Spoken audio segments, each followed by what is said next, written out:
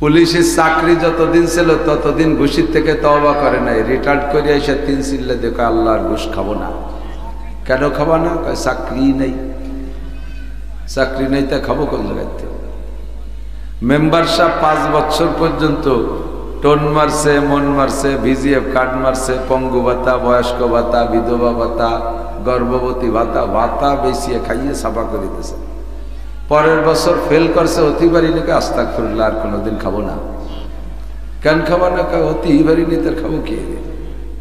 মেম্বারেতে fail. কথা কন, এরকম তওবা আছে না? আল্লাহ তওবার সময় আছে। গুনাহ করার এনার্জি থাকতে যদি তওবা করে, আমি বলি না, এই কথাগুলো আল্লাহই বলেছেন। ওয়ালাইসাতিত তাওবাতু লিল্লাযিনা ইয়ামালুনা সাইয়্যাত, ওই সকল মানুষের ভাগ্যে তওবা হবে না। ওই সকল মানুষ তওবা করলেও তা গ্রান্ট করা হবে না, কবুল করা হবে না। কারা? লিল্লাযিনা ইয়ামালুনা সাইয়্যাত, যারা বুঝে বুঝে ইচ্ছাকৃতভাবে শুধু গুনাহ করে আর গুনাহ বাড়ায়। হাত্তা ইযা হাদারা আহাদাহুমুল মাউত, ইতিমধ্যে তার মৃত্যু এসে গেছে। হাত্তা ইযা হাদারা আহাদাহুমুল মাউত ক্বালা ইন্নী তুবতুল আন, একেবারে যা বাংলা কইছি তার আরবি কোরআন শরীফের আয়াত। এই মরার সময় আস্তাগফিরুল্লাহ, গুরাই গুরাই চাই আজরাইলে দেহের কা আস্তাগফিরুল্লাহ, আস্তাগফিরুল্লাহ কা আজরাইলকে কাম হবে না। শক্তি যতদিন ছিল অতদিন তো তওবা করো নাই। জিনা করার এনার্জি ছিল, ডায়াবেটিস 32, এখন তুমি তওবা, এই তওবায় কাম হবে না। তারপরও তওবা করবেন না তা না, তওবা আমরা করে যাব যতদিন হুঁশ আছে, অতদিন ইস্তেগফার আর ক্ষমা চেয়েই যাব। কিন্তু তওবা করার মূল সময় যদি তওবা করে, তাহলে তার দাম অনেক বেশি। নবী পাক বলেন, শাবুন নাশা ফি ইবাদাতিল্লাহ, বুড়ো হয়ে গেলে ভালো সবাই হয়, যৌবনকালে ভালো হওয়াটার দাম আল্লাহর কাছে অনেক বেশি। এদেরকে আরশে আজিমের নিচে হাসরের মাঠে আল্লাহর আরশ ছাড়া যেদিন কোনো ছায়া থাকবে না, সেদিন এই যুবকদেরকে, যেই যুবকরা যৌবনকালটা তৈরি করেছে, যৌবনকালে অন্যায় থেকে বিরত রয়েছে, তওবা করার সময় মতো তওবা করেছে, এদেরকে আল্লাহ পাক আরশে আজিমের নিচে বসাইয়া নবী পাক আগে প্রত্যেকের হাতে পেয়ালায় পেয়ালায় হাউজে কাউসার দেবে পান করার জন্য। বলি সুবহানাল্লাহ। এরপরে স্বয়ং আল্লাহ পাক নিজে হাতে এদের মুখে উঠাইয়া, এই মেহমানদের মুখে উঠাইয়া আল্লাহ পাক 500 বছর খানা খাওয়াবে, সময় থাকতে যারা তওবা করেছে। আমার বুলো বাবারা, আপনাদের একটা ফজিলত আছে, সেটা হলো হাদিসে আসছে, আল্লাহ নবী বলেন, হাদিসে কুদসিও হতে পারে, আল্লাহ পাক বলেন, বুড়ো দাড়ি পাকা মানুষ যখন বেকটাইয়া ঠোঁট বেকাইয়া কাইদে দেয়, চোখ থেকে পানি পড়ে, তখন আমি লজ্জায় তার গুনাহ মাফ করে দিই। এমন একটা বুড়ো মানুষ কিভাবে ফেলফেলায় কামতিছে, এরে খালি হাতে কিভাবে ফিরিয়ে দিই, আল্লাহ তাআলা তার সব গুনাহ মাফ করে দেয়। আমি যেভাবেই বলি না কেন, আল্লাহ পাকের দরজা অনেক দিক দিয়ে খোলা আছে, যে যে দিক দিয়ে পারি সেই দিক দিয়ে ঢুকে পড়বো রহমতের ছায়াতলে। আল্লাহ কবুল করুক, বলে না আমিন। আরবিতে বলে শরফুল মাকানে বিল মাকিন, অবস্থানকারীর কারণে অবস্থানের দাম বাড়ে ও কমে। মাঝে মাঝে বলি, অস্ত সব ইউটিউবে চলে আসছে। সময়ের দাম বিশেষ কারণে বাড়ে ও কমে, আবার জাগার দামও বিশেষ কারণে বাড়ে ও কমে, ঠিক না? আমি কোনো দলটাই নেওয়াজ করি না, কারণ যেহেতু মাঠে ঘোরা লাগে। আমি জানি সব মাঠেই বাংলাদেশে যত দল আছে সব দলের মানুষ আছে। সাময়িক কোনো কারণে হয়তো মাথা নিচু হয়ে চুপ করে রয়েছে, কিন্তু আছে তারা। আওয়ামী লীগ, বিএনপি, জামাত, জাতীয় পার্টি, আটরশি, চন্দ্রপাড়া, মানিকগঞ্জ, সুরেশ্বর, ভোজেশ্বর, ইনায়েতপুর, বাহাদুরপুর, শরীয়তপুর, মাদারীপুর, ফরিদপুর, তবলিগ, চরমোনাই, এতাহাতি, ওয়াজাহাতি, হিজবুত তাওহীদ, কাদিয়ানি, আহলে হাদিস, আহলে কোরআন, এই যে কয়টার নাম কইছি সব বাঙালি জাতি না? এ আছে না নাই? যত দল কইছি কম বেশ দুই একজন থাকতেই পারে। এই জন্য কোনো দলটা নিয়ে কথা না, উদাহরণের জায়গায় বুঝতে হয়, উদাহরণে বাস্তব মনে করা যায় না। আবার একেবারে হুবহু মিলে গেলে বাস্তব মনে করলেও দোষ নেই। আরবিতে বলে জায়দুল কাল আসাদে, জায়েদ বাঘের মতো। জায়েদ এক ব্যক্তির নাম, জায়েদ এক ব্যক্তির নাম। উদাহরণ দিতে গিয়ে বলে হরফে জার কাফ একটা হরফ আছে, ওই হরফের উদাহরণ দিতে গিয়ে বলে জাইদুন কাল আসাদে, জায়েদ বাঘের মতো। জায়েদ এক যুবক বাঘের মতো। তাহলে বাঘের মতো কইলে হুবহু বাঘের যা যা আছে সব জায়েদের মধ্যে থাকতেই হবে। কিন্তু এক নম্বরে তো জায়েদের নেজ নাই, আছে নাকি? বাঘের যেরকম বিষাক্ত বড় বড় 4টে দাঁত আছে, ওই দাঁতও তো জায়েদের নাই। যায় বাঘের যেমন থাবার হাতে বড় বড় নলি নখ আছে, এও তো জায়েদের নাই। বাঘ সবসময় উবুর হয়ে 4 পায়ে চলে, জায়েদ তো 2 পায়ে খাড়া হয়ে চলে। উদাহরণ দিয়েছে এক দিক দিয়ে, বাহাদুরির দিক দিয়ে, একটা দিক দিয়ে উদাহরণ, বাকি সব দিক দিয়ে মিলানো যায় না, ঠিক না? এজন্য বলে উদাহরণ যে জায়গার জন্য বোঝানো হয় ওই জায়গা পর্যন্ত বোঝায় উচিত। শারফুল মাকানে বিল মাকিন, অবস্থানকারীর কারণে অবস্থানের জায়গার দামও বাড়ে কমে, সময়ের দামও বাড়ে। 5ই আগস্টের আগে আমার বাড়ি এখনো গোপালগঞ্জ, তখনও গোপালগঞ্জ। 5ই আগস্টের আগ পর্যন্ত আমি কি করি, কোন দল করি সেটা না, বাড়ি আমার গোপালগঞ্জ। বাংলাদেশের যেখানে যাইতাম কমপক্ষে আওয়ামী লীগের লোকজন আলাদা নজরে একটু ভালোবাসত। নেত্রীর দেশের লোক হয়েছে, নেত্রীর দেশের লোক হয়েছে। বহুত বাড়ি গেছি, সে তার স্বামী স্ত্রী 2 জন নিজস্ব যে খাটটা একেবারে পার্সোনাল খাটে ঘুমায়, কয় যে হুজুর আপনি আমার নেত্রীর দেশের মানুষ, আমরা আজকে রান্নাঘরে শোবো, আপনি এই খাটে ঘুমাবেন। কেমন যেন খাট সহ বেসতে চলে যাচ্ছে। 5ই আগস্টের পরে সেই গোপালগঞ্জ আমার বাড়ি। এখন যে জায়গায় যাই গেলি একটা গুফাইলি হুজুর নিয়ে এসেছি। সময়ের পার্থক্যে, জায়গার পার্থক্যে একই দিকই হয়ে গেল, ঠিক কিনা? সেদিন গেছি আপনাদের এই পাশে এক মাহফিলি, বলবো না নাম, কাছাকাছি যেহেতু, আর বললে ওই যে ইউটিউবওয়ালার তো সব যাইতে পৌঁছাই দেয়। যাওয়ার পরে তারা আমার গ্রান্ট করতে চাচ্ছে না, ভালোবাসতেছে না, বয়ান শুনতেই আসবে না, আসলোই না। চেহারা দেখে বুঝলাম গোপাইলি টানের কিছু লোক বইছে। এই পর্দার পাশে 100-র উপরে বোমার মতো বাজি ফুটছে আমার বয়ান চলাকালে। আরে আমি যে জায়গায় বাড়ি হোক, অস্ত করতেছি কোরআন শরীফের রজ, অস্ত করতেছি হাদিসের রজ, বয়ান করছি আমি সুন্নতের এবং ফাজাইলে কোরআন দিয়ে বয়ান করছি। তুই তাও ডিস্টার্ব করবি? তুই যত বড় ইসলামী দল করিস না কেন, কোরআনের বয়ানের সময় যদি ডিস্টার্ব করিস, তাহলে কিন্তু তোর নামে আলাদা একটা সার্টিফিকেট আছে। মিস্টার আবু জাহেল দারুন নাদওয়া, তার সংসদ ভবন, এই দারুন নাদওয়া সংসদ ভবনে বৈশা ও ঘোষণা দিয়েছে মোহাম্মদ কোরআন শরীফ যখন পড়ে, আরবের মানুষ তো আরবি কোরআন, ওরাও আরবি, কাফেররা আরবি বোঝে, তো তিলাওয়াত শুনতেও মজা পায়, আর তরজমার সাথে সাথে তাদের দিল পাল্টে যায়, দলে দলে কাফের মুসলমান হয়ে যাচ্ছে। আবু জাহেল এটা সহ্য করতে না পারে বলল কি, وقال الذين كفروا لا تسمعوا لهذا القرآن والغوا فيه لعلكم تغلبون। তোরা যদি মুহাম্মাদের উপরে বিজয় লাভ করতে চাস, তাহলে ও যখন কোরআন শরীফ পড়ে, যখন তরজমা করে, যখন বয়ান করে, তখন ডিস্টার্ব করবি, চিল্লে পাল্লা করবি, হই হুল্লা করবি, ঢাকঢোল বাজাবি, যত প্রকার ডিস্টার্ব আছে সব করবি, তাহলে তোরা বিজয় হবি, মুহাম্মদ হেরে যাবে। চিরাগে রাকে ইজ্জত বর ফুরুজত কাছে কাস্তাফ জানাদ রে শাস বসুজাত। ধর্মের যেই বাতি আল্লাহ জ্বালাইতে চায়, দুনিয়ার কেউ তা ফু দিয়ে নিভাইতে পারে।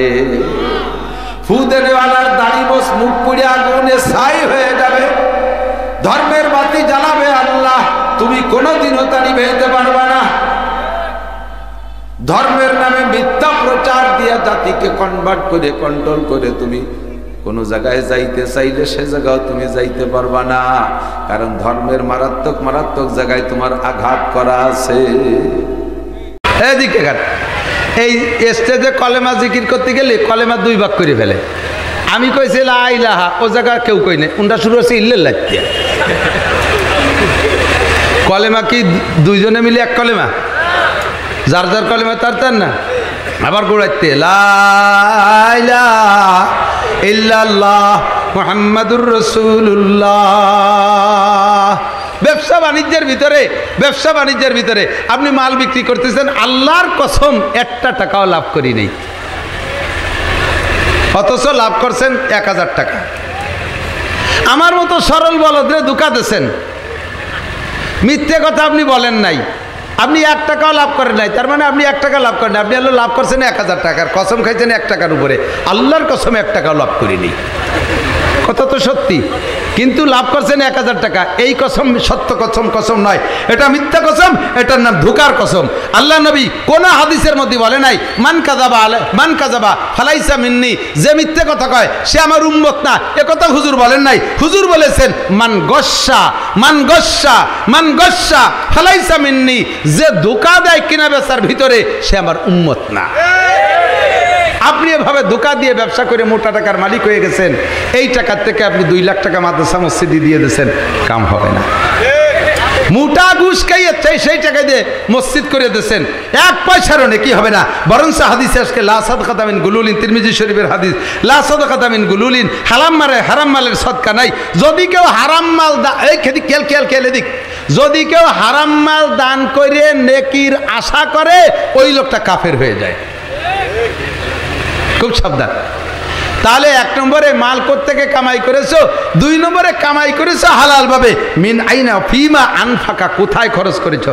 আমার দিক তাকান, বহুত মানুষ পরিশ্রম করে হালাল ভাবে ইনকাম করে, ভ্যান চালায়া রিক্সা চালায়, মাথার গাম পায়ে চলে গেছে, ইনকামটা হালাল, এর মধ্যে সন্দেহ নাই, কিন্তু খরচ করে হারাম ভাবে।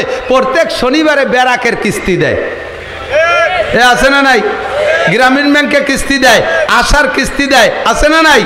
ইনকাম করছেন হালাল ভাবে, খরচ করছেন হারাম ভাবে, ইনকাম করছেন হালাল ভাবে, খরচ করছেন হারাম ভাবে। দুইটা আপনার অপরাধ। 3 নম্বর ইমিগ্রেশন।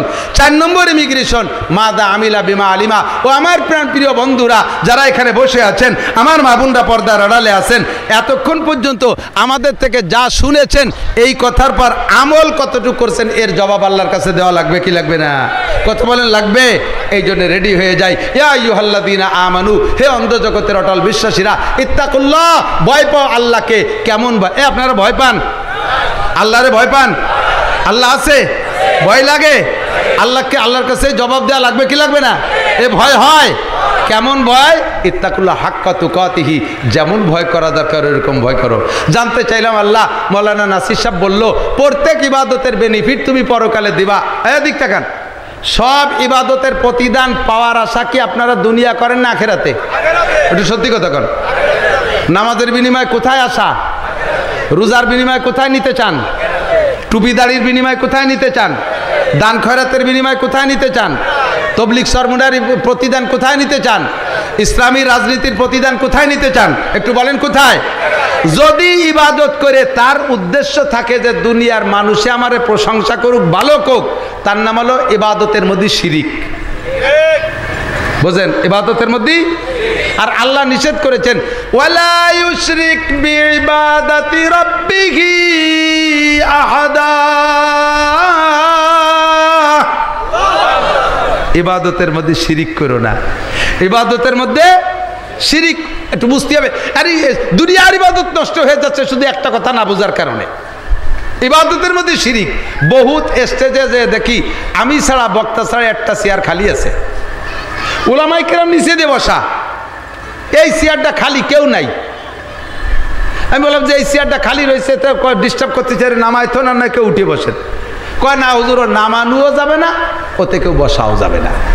তিনি কোন চেয়ারে কি দেবেন? তো আমি বসি। কয় না আপনারটা আপনি বসেন। কেন, সমস্যা কি? কয় চেয়ার হলো সভাপতির চেয়ার, তা ডাক দেন সভাপতিরে বসুক। কয় না উনি অভিমান করছে, আসবে না। কেন আসবে না? কয় যে উনি এই বছর হজ করে আইছে, এই যে ওনার নাম, তো ওনার নামের শুরুতে আমাদের পেরেছে ভুল করছে, আলহাজ লেখে নাই, উনি এই জন্যই রাগ করে চেয়ারে বসবে না।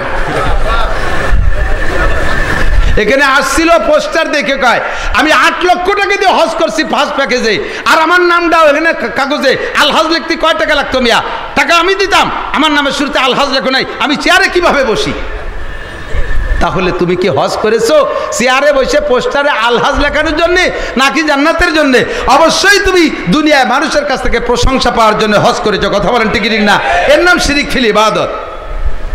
আপনি তাকে দাঁড়িয়ে রাখতেন না, দাঁড়িয়ে রাখেন যে কয় যে নাতি সেদিন কোলে বসে করছে, না না আমার দাদার কত দাঁড়িয়েছে তোমার দাঁড়িয়ে নাই, এই কই আমার লজ্জা দেশে শেষে দাঁড়িয়ে রাখছে। এই দাড়ি কি সুন্নতি দাড়ি না নাতির মহব্বতের দাড়ি? এরকম শিরিক ফিল ইবাদত। আপনি তাকে নামাজ পড়তেন না, এখন যে নিয়মিত পড়েন মসজিদে, কই বিটি গে জ্বালায় বাড়ি থার কায়দা নাই, এই জন্যই নামাজ পড়ে। তাহলে এই নামাজ কি আল্লাহর নামাজ, আল্লাহর ওয়াস্তে ইবাদতের নামাজ না মানুষের মুখ বন্ধ করার নামাজ? এই দিক থেকে না একটু ফাঁকে কয়ে যায় এসে গেছে যেহেতু শিরিক ফিল ইবাদত। কষ্ট হচ্ছে আপনাদের? মানুষ মারা গেলে 4 দিনের দিন মিলাদ বেদাত, 4 দিন 10 দিন মৃত্যুবার্ষিকী এগুলো বেদাত। বলেন কি? ভালো করে এখন আর ব্যাখ্যাতে বোঝানোর সময় নাই, সংক্ষেপে বোঝেন বিদাত। আমাদের যশোরে হুজুর রহমতুল্লাহ মারা গেছে, উলামায়ে কিরাম যারা আছেন সাক্ষী দেন, আজও মিলাদ হয় নাই। চরমুনাই পিসাব মারা গেছে, আজও মিলাদ হয় নাই। হাফেজি হুজুর মারা গেছে, আজও মিলাদ হয় নাই। শাইখুল হাদিস সাহেব মারা গেছে, আজও মিলাদ হয় নাই। ফজলুল হক আমিনী মারা গেছে, আজও মিলাদ হয় নাই। আহমদ শফি সাহেব জুনায়েদ বাবুনগরী মারা গেছে, আজও মিলাদ হয় নাই। কথা বলেন ঠিক না? যদি মিলাদ সুন্নত হইতো, ইবাদত হইতো, আমরা বাদ দিতাম না। আমাদের মৌলবীকে বর্তমানে পয়সার অভাব নাই আল্লাহর রহমতে। আমার বাপ মারা গেছে 7 সালে, আমরা সব কয় ভাই হুজুর আমাকে ছেলে মেয়েও আল্লাহর রহমতে যথেষ্ট, মিলাদ পড়তে মানুষ ডাকা লাগে না, সে কোরআন পুড়িয়ে গেছে আল্লাহর রহমতে, মিলাদের কোরআন। আমাকে জিলাপি কিনতেও পয়সার অভাব নাই, কিন্তু আজও মিলাদ দেই নাই, কোনোদিন দেই নাই, কোনোদিন দেব না। এই কথা সুন্দর করে বুঝাই দিছি। এরপরও ওনাদের বাড়ি একজন মারা গেছে, সাথে সাথে জানাজার মাঠে দাঁড়ায় দাওয়াত দিয়ে দিয়েছে, অমুক আজকে কি বার, আজকে শনিবার, শনিবারে বাপ মারা গেছে, রবি সোম মঙ্গল বুধবারে আমাদের বাড়ি সকলের দাওয়াত। জিজ্ঞেস করবেন যে তুমি দি সেদিন মাঠে বসে নাসির হুজুরের সাথে কথা দিয়ে আসলে যে এটা বেদাত করা যাবে না, তাই আজকে আবার দাওয়াত দিলে? কয় যে তা তো বুঝি, আর কিছু না করলে মানসি কি কয়, একেবারে কিছু না করলি তোমার গরু জবাই হবে, মিলাদ হবে, খাওয়া হবে, কিন্তু তুমি নেকি পাবে না একটুও। কারণ এই কাজটা তুমি ইবাদতের জন্য করো নাই, এটা করেছো মানসি কি বলে সেই কথা ঠেকানোর জন্য। কথা কন না কেন? এর নাম হলো শিরিক ফিল ইবাদত। ওয়ালা ইউশরিক বিইবাদাতি রাব্বিহি আহাদা।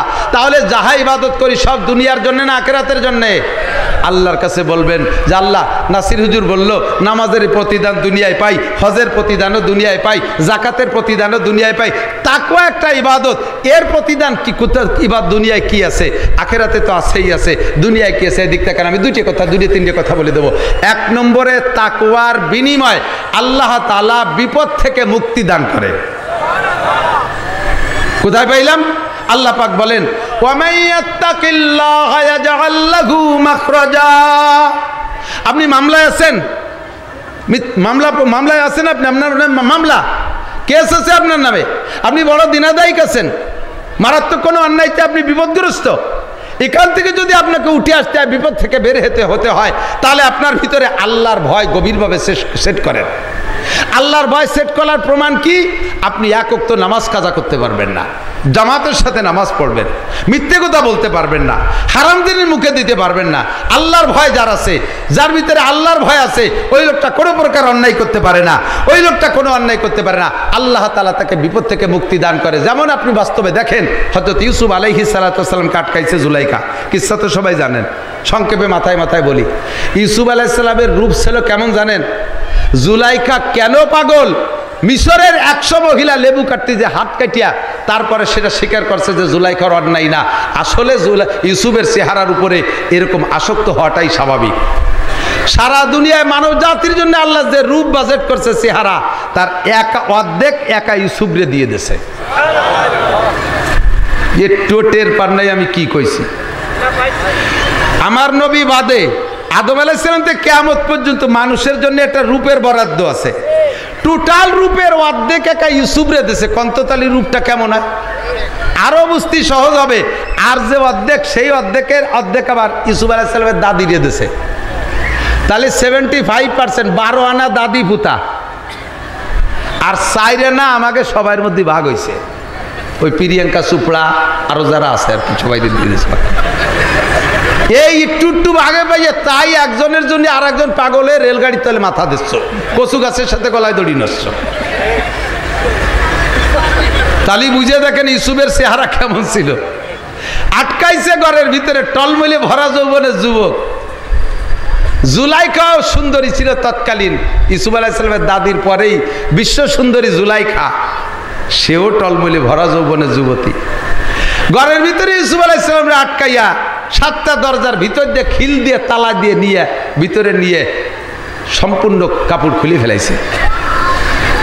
একজন যুবক, টলমলে যুবক, ভরা যৌবনের যুবকের সামনে যদি নির্জন কক্ষে মহিলা নিজেই এই অ্যাটেনশনটা নেয়, তাহলে বলেন তার ইমান সেভাবে সে জায়গা ঠিক রাখা কত কঠিন। ইউসুফ আলাইহিস সালাম নিজেই বলতে বাধ্য হয়েছে, কোরআন শরীফের আয়াতে আছে, ওমা উবাররিউ নাফসি, আমি ওই সময় নিজের নফসের উপরে কোনো আত্মবিশ্বাসই হারাই ফেলাইছি, নিজের নফসের উপরে আত্মবিশ্বাস হারাই ফেলেছি, কোনো বিশ্বাস রাখতে পারতেছিলাম না, বারবার আমার অ্যাক্সিডেন্টের দিকে টেনে নিয়ে যাচ্ছিল। ওমা উবাররিউ নাফসি ইন্না নাফসাল আম্মারাতুম বিসু ইল্লা মা রাহিমা রাব্বি, আল্লাহ যারে বাঁচায় সে ছাড়া বাঁচতে পারবে না। ওই মুহূর্তে আল্লাহ আমারে বাঁচাইছে, জোরে কন্যা সুবহানাল্লাহ। একমাত্র আল্লাহর ভয় ভিতরে কাজ করতেছিল। উনি কয় আমি এই কাজ করব, ভয়ে থরথর করে কাঁপতেছে। ইতিমধ্যে দেখে ইউসুফ আলাইহিস সালাতু ওয়াস সালামের আব্বা জান ওই ঘরের ভিতরে আঙ্গুল কামড়ায় ধরে বসে রয়েছে। ওই জায়গা কি ইউসুফ আলাইহিস সালামের আব্বা যাওয়ার জায়গা? ইউসুফের জায়গা আছে, তাই তো তার আব্বা জানে না। অথচ দেখতেছে আল্লাহ বাঁচাবে বিদায় ছেলের বাপের সামনে ছেলেতে এই জাতীয় অন্যায় করতে পারে না। আল্লাহ এই জন্য পাহারা দেওয়ার জন্য তার আব্বার ছবিটাকে ওখানে পৌঁছে দিয়েছে। আঙ্গুল কামড়ায় ধরে বসে রয়েছে। উনি বুঝছে যে আমার আব্বা তো নিশ্চয়ই এখানে আসে নাই, আমারে বাঁচানোর জন্য আমার আল্লাহ আব্বারে পাঠাই দিয়েছে। 2 নম্বরে জুলাইখা ছিল মূর্তি পূজারি। ওর ওই রুমের মধ্যে যে মূর্তি আছে, মূর্তির মাথা কালা কাপড় দিয়ে এই র্যাবের মতো বাইন্দে দলায় রেখেছে। এখন ইউসুফ আলাইহিস সালাম বলে, জুলাইখা এটা কি? কয় যে ওইটা আমার দেবতা, ওইটা আমার ভগবান, আমি ওর ইবাদত বন্দেগী করি, ওর পুজো পাঠ করি। তো ওর মুখ মাথা এভাবে কালা কাপড় দিয়ে বাঁধছো কে? কয় কি, এখন যে কাজের সিদ্ধান্ত নিছি ভগবানের সামনে এটা করা ঠিক না, এই জন্য ওর চোখ বেঁধে তুইছি। ইউসুফ আলাইহিস সালাম সুযোগ পেয়ে কয়, তুমি যার ইবাদত করো তার চোখ কালা কাপড় দিয়ে বাঁধলি সে দেখে না, আর আমি যার ইবাদত করি তার চোখ কোনো কাপড় দিয়ে বাঁধা যায়? কাজে আমি তার সামনে, তোমার বই দেবতার সামনে, মাটির মূর্তির সামনে যদি করতে না পারো, তাহলে আমি আমার আল্লাহর সামনেও করতে পারবো না। কইয়েই মারছে দৌড়, আল্লাযীনা জাহাদু ফিনা লানাহদিয়ান্নাহুম সুবুলানা। আল্লাহর ভয় অন্তরে থাকার কারণে দৌড় মারছে দরজার দিকে। দরজার মালিক কে? জুলাইখা না আল্লাহ। একে একে 7টা দরজা খুলে দিয়েছে। আল্লাহ কয় মাইয়াত্তাকিল্লাহ ইয়াজআল লাহু মাখরাজা, আমারে ভয় পেয়ে চেষ্টা কর, আমি তোর বাঁচার ব্যবস্থা দরজা খুলে দেব। অসংখ্য কিস্সা আছে, বলতে গেলে রাতের পর রাত কেটে যাবে। আপনিও যদি এই জাতীয় বিপদে পড়েন, আল্লাহকে ভয় পান, দেখবেন ব্যবস্থা আল্লাহ করিয়ে দিয়েছে, আল্লাহ ব্যবস্থা করিয়ে দেবে। কথা বলুন ঠিক ঠিক না? 1 নম্বরে বিপদ থেকে মুক্তির ব্যবস্থা তাকওয়া। 2 নম্বর হলো, এদিক তাকান, প্রশস্ত রিজিক যদি পাইতে চান তাহলে সম্মানী রিজিকের ব্যবস্থা আছে তাকওয়ার মধ্যে। কিসের মধ্যে? সম্মানী রিজিক আছে। আর সম্মানী রিজিক, অসম্মানী রিজিক যে আনে সে আনে আছে। বস্তা বস্তা চুরি হয়ে খাইয়ে দেশ বইরে ভলাই বেড়ালাম, এইরকম রিজিকের দরকার আছে? কত করে কেন? সম্মানী রিজিক অল্প হোক, তার মধ্যে বরকত আছে, ঠিক না? উর্দুতে বলে ইজ্জত কি সুখী রুটি বেহতর, জিল্লত কি বর্গে মুসলমান সে। এ আমার মা বোনরা, বেশিরভাগ মানুষে ব্যারাক, অ্যাডামস, কারিতাস, বিআরডিবি, স্বনির্ভর জাগরণী চক্র, এই আশা, গ্রামীণ ব্যাংক সহ সমস্ত সমিতির মধ্যে পুরুষরা ঢোকে মহিলাদের প্ররোচনায় প্ররোচিত হইয়া। মহিলারা খালি হিট মারে, এক মাইদুর ঘরে আইসি, ওর ছোট ভাই যশোরের মধ্যে 3 তালা দিয়েছে, আর মাইদু আইজো ঝুপড়ি খুঁড়ির মধ্যে বস্তির মধ্যে পড়িয়ে রয়েছে। এই মহিলারা এমনভাবে বিরক্ত করে, লাস্টে দায় থেকে বিভিন্ন প্রকার হারাল হালাম বাসাকুটা নেই, যাইয়ে ইনকাম করার দিকে ধাবিত হয়। আমার মা বোনরা, দুনিয়ায় বেশিক্ষণ সময় না, অল্পক্ষণ পরে চলে যেতে হবে। যতক্ষণ আসি ইজ্জতের সাথে থাকতে চাই। কতক্ষণ না কেন? ইজ্জতের সাথে হালাল রুজি খেয়ে থাকতে চাই। যদি ইজ্জতের সাথে হালাল রুজির প্রশস্ত ব্যবস্থা চান, আল্লাহ পাক রব্বুল আলামিন বলেন, ওমাইয়াত্তাকিল্লাহ ইয়াজআল লাহু মাখরাজা ওয়া ইয়ারযুকহু মিন হাইসু লা ইয়াহতাসিব। ধারণার বাহির স্থান থেকে রিজিকের ব্যবস্থা করে। ছোট্ট একটা গল্প বলে আমি শেষ করে দিচ্ছি, আমাদের কাছ থেকে শুনেও থাকতে পারেন। যেহেতু তরদানলিল বাবা আসছে, আবারও স্মরণ করার জন্য গল্প বলতেছি। আব্দুল্লাহ ইবনে মুবারক রাহমাতুল্লাহ আলাইহি, রইসুল মুহাদ্দিসিন, সারা পৃথিবীর সমস্ত মুহাদ্দিসিনদের ভিতরে বড় মুহাদ্দিস হিসেবে ধরা হয় আব্দুল্লাহ ইবনে মুবারককে। এই আব্দুল্লাহ ইবনে মুবারকের, আব্দুল্লাহ হলো মুহাদ্দিস, বাপের নাম মুবারক, মজাদার, বাপের নাম মুবারক করিম। এই মুবারক করিম ছিলেন তৎকালীন সৌদি আরবের বহুত একজন বড় লোকের গোলাম। তো মুবারক করিমের দায়িত্ব ছিল উনি একটা ডালিম বাগান আনার বাগানের পাহারাদারি করতো, মালি ছিল। মালিক সব বাগানের মালিকদের কাছে ঘোরাঘুরি করে, বাগান দেখে আর ফল খায়। কোনোদিন উনি মুবারক করিমের বাগানে যায় নাই। আজকে সিদ্ধান্ত নিয়েছে মুবারক করিমের বাগানে যাবে। যায় মুবারক করিমের বাগানে যে বলতে, মুবারক তোমার বাগানে কোনোদিন আসি নাই, আজকে আসছি তোমার বাগানে আনার থেকে একটু আনার খাও। মুবারক করিম বাগান ঘুরে সবচেয়ে বড় যে লাল আনারটা ওইটা আইনে খুলে প্লেটে করে মালিককে দানা দিছে। মালিক দুইটা দানা মুখে দিয়ে এত টক চোখ দিয়ে পানি চলে আসছে, মুখ ভাঙিয়ে নিয়ে আসছে। মালিক ধমক দিছে, মুবারক যে মালির বাগানে যাই সে সবচেয়ে ভালো ফল খাওয়ায়, আর তুমি তোমার বাগানে আসছি, তুমি বেঁচে খুঁটে আমার একটা টক ফল খাওয়াইলে তুমি একটা মিষ্টি ফল খাওয়াবে না, আমি তো মালিক। তো মুবারক কান্দি দিয়ে কয়, মালিক আপনার বাগানের কোন গাছের কোন ফলটা মিঠি আর কোনটা টক এ তো আমি জানি না। তো কি জানিস রে, তুই 20 বছর এই বাগানে তাই তুই খাইস নেই? কারণ আপনি তো আমার খাইতে কর না, আপনি তো আমার পাহারা দিতে কইছেন। পাহারা দেওয়ার মানে অন্য কেউ যেন খেয়ে না যায় আর আমিও যেন না খাই, সব খেয়ানত্বের থেকে পাহারা নাম হলো পাহারা। কথা কন না কেন? তা কেউ অন্য সবাইরেও খাতি দেয় নেই, আমিও কোনোদিন খেয়ে দেখিনি। কয়তো যেটা গাছেতে পড়িয়ে যায় তাও কি একটু খাইস নিয়ে? কয়তো তাও তো বলেন নাই যে পড়িয়ে যাওয়াটা খাওয়া, আমি খাবো কি রে? মালিক মুবারক করিমের এই আজীব কথা শুনিয়া খুশিতে কান্দে দিয়ে কয়, মুবারক তোর মতো বুজুর্গরে আমি আজ 20টা বছর পর্যন্ত 20 বছর মালিকের কাছে এখানে গোলাম, তোরে কষ্ট দিছি, আজকে থেকে তুই আজাদ, স্বাধীন। স্বাধীন এতদিন ছিলি গোলাম, এখন থেকে স্বাধীন। জোরে কন্যা সুবহানাল্লাহ। কিসের বদৌলতে? সার্টিফিকেটের বদৌলতে, আইএবি এমএ বিসিএস পাসের বদৌলতে, একটা মাত্র বদৌলতে, তার নাম তাকওয়া। তার নাম কি? মালিক কয়, আমি তো এখানে থাকি না, তুই খাইস রে কে? কয়, আপনি থাকেন না তাতে কি হবে, আপনি তো দুনিয়ার মালিক। অরিজিনাল মালিক যে, সেই মালিক আমারে দেখে। আমি বারবার নিয়ত করি যে একটা আনার খাবো, আনারে যখন হাত দেই আমার মনে হয় যেন আল্লাহ পাক রব্বুল আলামিনের হাতের দিকে তাকাই রয়েছে, এই জন্য আমি খাতি পারি না। এই 20 বছর এই ভয়তে খাই নেই। মালিক কয়, আজকে থেকে তুই আজাদ। সম্মান বাড়ছে না কমছে? এইটাই কারামতি পাইছেন, এই ফজিলত পাইছেন কিসের বদৌলতে? একমাত্র তাকওয়া। বলেন কিসের বদৌলত? তাকওয়া। বাড়ি যাই এই স্ত্রীরে বলছে, আজকে তো মুবারক করিমরে আজাদ করে দিয়ে আসছি। কদি কি কাজটা করলাম কি? বউ কান্দি দিয়েছে, কয় তাহলে তোমার সম্পত্তিতে বাটি ধরবে আর তুমি ধরে রাখতে পারবে না। তোমার আর যত কর্মচারী সবগুলো চোর চুট্টা, নামাজ নাই কালাম নাই, চুরিটা হাতিয়ে খায়। এক মুবারক করিমের তাহাজ্জুদের বদৌলতে আল্লাহ তাআলা তোমার সম্পদ ভান্ডার বাড়াই দিয়েছে, আর তুমি তারে দিচ্ছে আজকে আজাদ করে অত জমিরে চলিয়ে, আর বাকি স্বর্গের কারণে সম্পদে বাটি ধরবে। তুমি তাড়াতাড়ি মুবারকরে ঠেকাও।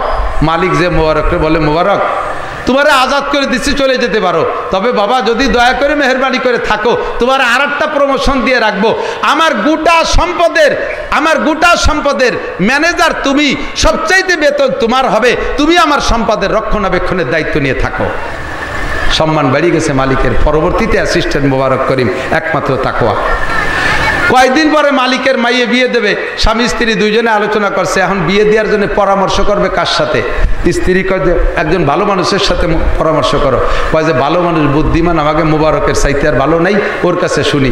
মুবারকের কাছে জিজ্ঞেস করছে, মুবারক মাইয়ে বিয়ে দেবো, ছেলেটা কেমন হলে ভালো হয়? তুমি একটু আমানতদারির সাথে আল্লাহর দিকে একিন রেখা, আল্লাহর ভয় অন্তরে রেখে একটা সুপরামর্শ দাও। মুবারক কয়, হাদিসে আসছে মেয়ে বিয়ে দেওয়ার জন্য 4টে গুণ দেখতে হয়। 1 নম্বরে সুন্দরী, 2 নম্বরে বংশীয়, 3 নম্বরে দেখতে হয় ধনজন আছে কিনা, 3 নম্বরে ধনজন, 4 নম্বরে দিনদারি দেখতে হয়। আর হুজুর বলেন, ফাজপারবি জাতির দিন, দিনদারিকে প্রাধান্য দাও। সম্পদ থাকলে ভালো, চেহারা থাকলে ভালো, বংশ ভালো হলে ভালো, না হলে কোনো সমস্যা নাই, দিনদারিকে প্রাধান্য দাও। মালিকরে এই কথা বললে মালিক কয়, মুবারক তাহলে এই জাতীয় একটা ছেলে খোঁজ, আমার মেয়ে বিয়ে দেবো। মুবারক 1 বছর খুঁজিয়ে আইছে, কয় কি স্যার আমি ভাই নেই। কারণ মুবারকের মতো ওইরকম মুত্তাকিন মানুষ ও তো খুঁজবে ওই সাইজের মানুষ। সারা দেশ ভরে খুঁজে না পাইয়া কয়, স্যার এই যে আপনারে ফেরত দিলাম, আমি পারলাম না। এখন স্বামী স্ত্রী দুইজনে পরামর্শ করে কয়, আর খোঁজাখুঁজির দরকার নাই, মুবারকের চাইতে ভালো দিনদার ভদ্র ছেলে হয় না, আর এদিক ওদিকের দরকার নাই। মুবারকরে ডাকিয়ে কয়, বাবা মাইয়েটা তোর সাথে বিয়ে দিয়ে দিলাম। মালিকের কাছ থেকে আজাদ হয়েছে, মালিকের চিফ ম্যানেজার হয়েছে, মালিকের লাস্টে জামাই হয়েছে। আমার গোটা সম্পদের 3 ভাগের 1 ভাগ তোর নামে দলিল করে দিলাম। সব কিছু পাইতেছে, রিজিকের ব্যবস্থা একমাত্র তাকওয়ার বিনিময়। কিসের? তাকওয়া। লাস্ট ফিনিশিং কি হয়েছে? সেই দম্পতিতে যে সন্তানটা হয়েছে সেই সন্তানটার নাম আব্দুল্লাহ। তাই বলা হয় আব্দুল্লাহ ইবনে মুবারক সারা পৃথিবীর সমস্ত মুহাদ্দিসের মধ্যে শ্রেষ্ঠ মুহাদ্দিস। আল্লাহ তাআলা আমাদের সকলকে এই তাকওয়া অর্জন করার তৌফিক দান করুন। তাকওয়ার বদৌলতে আমাদের দুনিয়া আখিরাতের কল্যাণ ও কামিয়াবি নসিব করুন। সবাই বলেন আমিন। মাদ্রাসা এবং মাহফিলের বিপক্ষে কারা? একটু মহব্বতের সাথে হাত দেখান তো। এই মাদ্রাসার মাহফিলের বিপক্ষে কারা? খালি আমি একা? না, আমি একা না, আমি তোমাদের সঙ্গে। বিপক্ষে কারা? হাত কেউ দেখান নাই। আমি বিপক্ষের লোকটারে খুঁজে বের করব। মুনাজাতের আগে যে লোকটা আটা দেবে বসবো ওই লোকটাই বিপক্ষের। যেহেতু এখন কি হাত দেখাইলে সবাই সংক্ষিপ্ত কথা, আমার ওয়াজ হয়ে গেছে। এখন থেকে প্রস্তুতি নেবেন। বাংলাদেশে বিশ্ব ইজতেমার তারিখ বলেন 10, একটু বলেন 10, 11, 12 জানুয়ারি 2025 বিশ্ব ইজতেমা। ঠিক আছে তো? ইনশাআল্লাহ যাবেন তো? ইনশাআল্লাহ। শেষ কথা হলো তাআবানু আলাল বিররি ওয়াত তাকওয়া ওয়ালা তাআবানু আলাল ইসমি ওয়াল উদওয়ান। যুবক, বলতে চাইছিলাম আজকে সেদিক, কিন্তু হুজুরের কথা চলে আসছে অন্যদিক। সেই বিষয় ছেড়েই দিছি। সংক্ষিপ্তভাবে দুটো না বলে পারি না। সর্ব অবস্থায় আমরা প্রত্যেককে ভালো কাজে সাহায্য করব। কথা বলেন? নেকের কাজে সাহায্য করব। মসজিদ বানানোর কাজে, মাদ্রাসা বানানোর কাজে, মাহফিল করার কাজে, নবীওয়ালা কাজে, ইসলামী মিটিং মিছিলে, ধর্মীয় যে কাজ আছে প্রত্যেকে আমরা একে অপরকে সাহায্য করব। একা একা কোনো কাজ করা যায় না, একা একা করা যায় না। আমাদের কওমি মাদ্রাসাগুলো বেসরকারি মাদ্রাসা, সরকার সাইডে পয়সাও দেয় না, একটা পয়সাও দেয় না। একটু সার্টিফিকেট দেবে বলে এখন সুতা আমাকে ধরায় দেয় মৌলানার বছর, তা ধুয়ে বাড়ি খালি পেট ব্যথাও সারে না। ওই দিয়ে আমাকে কোনো জায়গায় চাকরি বাকরিও দেয় না। আমাদের বোর্ডিং চালাইতে হয়, মাদ্রাসা নির্মাণের কাজ, জায়গা জমি কিনতে হয়। এজন্য আমাদের সাহায্য করার জায়গা আছে। ওয়ালা তাআবানু আলাল ইসমি ওয়াল উদওয়ান। জীবনেও কোনোদিন দুর্গা পূজা, সরস্বতী পূজা, লক্ষ্মী পূজা, কালী পূজা, বড় পূজা, কার্তিক পূজা, মাঘী পূর্ণিমা, হিন্দুদের কোনো পূজা পাঠ অনুষ্ঠানে যাব আরো জোরে? তাদের কাজে সাহায্য সহানুভূতি করব, ক্ষতিও করব না, উপকারও করতে যাব না। কথা বলেন ঠিক না? তাদের ক্ষতিও করব না যতক্ষণ তারা আমাদের ক্ষতি না করে, আর তাদের উপকারেও যাব না। ওই জায়গাটা আদমশুমারি হয়, ও জায়গা যারা গেছে সকলকে ফেরেশতা দিয়ে গুনিয়ে একটা লিস্টি করে ফেলে। ও জায়গা হিন্দুর ফাঁকে ফাঁকে জামাল, কামাল, লালটু, বল্টু, জুয়েল, টুয়েল, আব্দুল খালেক, আব্দুল মালেক, জরিনা, সকিনা, ডলি, বলি, আবার ফাঁকে ফাঁকে হরিপদ, নলি, ঋষি, গৌর গোবিন্দ, ব্যানার্জি, চ্যাটার্জি, ভট্টাচার্য, এ খাতা জড়াই গেছে।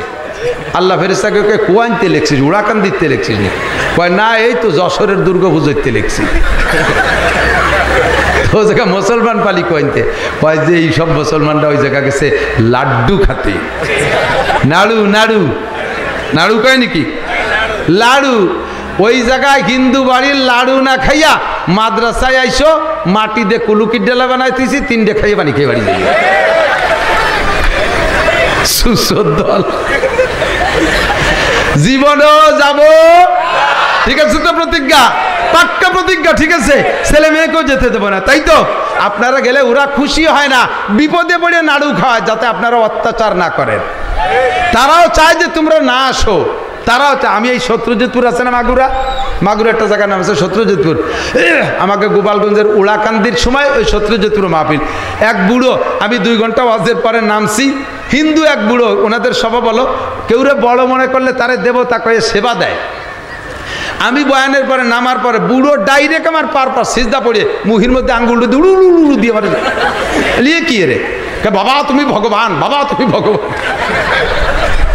আমি কই আল্লাহ, আমার তো কোন বিপদে ফেলালো। 2 ঘন্টা ওয়াজ করে আমি ভগবান হয়েছি।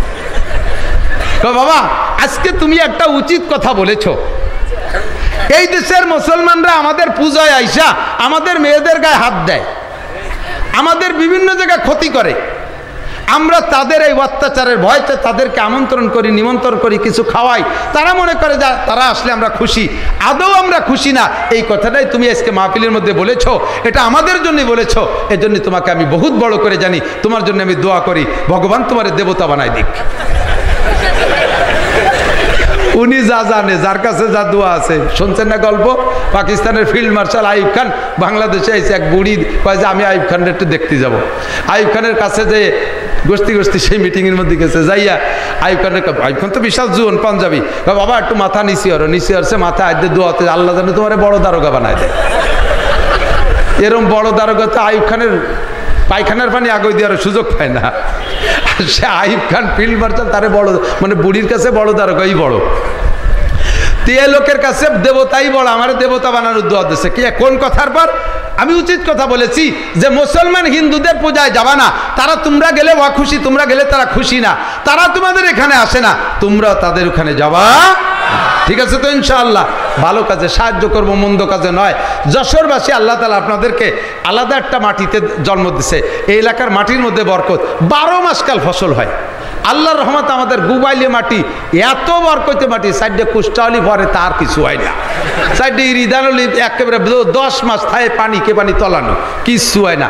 আম গাছ লাগাইছি, সে আম গাছে আম ধরছে, দেয় যে আমের কোনো জায়গা হুটো ফাটা নাই, কাটিয়ে দেয় যে তার মধ্যে ইঞ্জিনিয়ার যে বসে রয়েছে। আর এই বাইরে আম কোনোটার মধ্যে পোকান মাকড় নাই। আপনাকে এনতে লিচু খাই কত ভালো, আর আমরা এই লিচু লাগালে লিচুর চেয়ে বেশি বড়। সব কিছু মিলে আল্লাহ আপনাকে বরকত দিয়েছে, ব্যবসা বাণিজ্য খ্যাত খামার। মাদ্রাসার সামান্য 10 লাখ টাকার দিনা, মাদ্রাসার সামান্য 10 লাখ টাকার দিনা, এখানে কয়েক হাজার মানুষ আছেন, কয়েক হাজার মানুষ আছেন। আমার বিশ্বাস এমন এমন মানুষ আছে যে একজন মানুষই এই মাদ্রাসার 10 লাখ টাকার দিনা পরিশোধ করে দিতে পারে। আছে না নাই এর ভিতরে? আপনি আল্লাহকে দেবেন, উলামায়ে কেরামের পাশে থাকবেন, আল্লাহ পাক রব্বুল আলামিন আপনার পাশে থাকবে। আল্লাহ নবী বলেন, মা কানাল আব্দু ফি আউনি আখিহিল মুসলিম কান আল্লাহু ফি আউনিহি। তুমি যদি মুসলমান ভাইয়ের বিপদ উদ্ধারের পাশে দাঁড়াও, আল্লাহ তাআলা তোমাকে বিপদ উদ্ধার করে দেবে। তুমি কে সাহায্য করবা, আল্লাহ তোমার সাহায্য করবে। তো একজনের কাছে চাই না, মোহাব্বতের সাথে সর্বপ্রথম একটা মানুষ দাঁড়াবেন যে আমি মাদ্রাসার উলামায়ে কিরাম তুলাবায়ে আজমদের খেদমতে সদকায়ে জারিয়া হিসেবে আব্বা আমার রুহের মাগফিরাত, আমার বিপদের থেকে মুক্তির জন্য, রোগ ব্যাধি থেকে শিফার জন্য উলামায়ে কিরামের দোয়া নেব। 50,000 টাকা, 50,000 টাকা আমি আল্লাহর রাস্তে এই মাদ্রাসার লিল্লাহ ফান্ডে দান করব। আল্লাহ তাআলা আপনার জন্য আমরা দোয়া করব, লাখ লাখ কোটি কোটি টাকার মালিক বানায় দেবে, সুস্থ তার চেয়ে লম্বা হায়াত দান করবে, পুরো ফ্যামিলি মক্কা মদিনা জিয়ারত নসিব করবে। যেই লোকটা উঠে হাঁটা দেবে, বুঝবো যে ওই লোকটা এই মাদ্রাসার বিপক্ষের লোক। একজন মানুষ সর্বপ্রথম বলবেন অনলি 50,000 টাকা দেওয়ার বহু মানুষ আছেন, মনে করবেন যে হুজুর রাখালিস নিতে জানে দিতে জানে না। এই জায়গায় বসে তো গল্প দিয়ে লাভ নাই, আমি এই জায়গা থাকি, আপনি যান আমার মাদ্রাসায়, যাই শুনি আসেন কি আল্লাহর রহমতে। আর কিছু বললাম না। মৌলানা আলেম ওলামাদের কাছে টাকা হইলে এরা কৃপণ না, কিন্তু নাই তার দেবে কোন জায়গা থেকে? আপনারা যারা ব্যবসায়ী বাণিজ্যিক ভাই আছেন, একটা মানুষকে হবে না?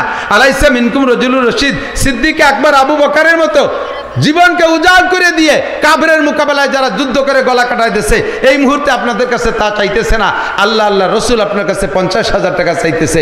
একটা মানুষ মোহাব্বতের সাথে দাঁড়াবেন রসুলের মেহমানদের খেদমতের জন্য, আল্লাহর দিনকে টিকিয়ে রাখার জন্য, সহযোগিতার জন্য মাত্র একটা মানুষ 50,000 টাকা দেওয়ার। এই যশোরবাসী আরএন রোডে কত লক্ষ লক্ষ কোটি কোটি টাকার ব্যবসা করেন, এই দিক দিয়ে আছেন। নারায়ে তাকবীর। নাম আসাদ, আসাদুল্লাহিল গালিব। আল্লাহ আমার ভাই আসাদুজ্জামানকে কবুল করে নেন, বলেন আমিন। হায়াতে তয়বা বাড়ায় দেন, বলেন আমিন।